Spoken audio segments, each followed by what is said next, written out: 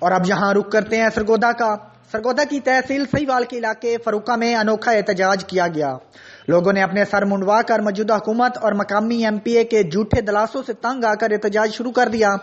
اس احتجاج میں لوگوں نے اپنے سر منڈوا کر احتجاج کیا۔ لوگوں نے مقامی ایم پی اے غلام اصغر خان لاڑی اور وزیر اعلیٰ پنجاب سردار عثمان بزدار سے مطالبہ کیا ہے کہ سرگودا سہیوال اور فروقہ روڈ جلد از جلد تعمیر کرایا جائے۔ اسی حوالے سے مزید تفصیلات جانتے ہیں سرگودا سے محمد حنیف کلیار کی اس رپورٹ میں۔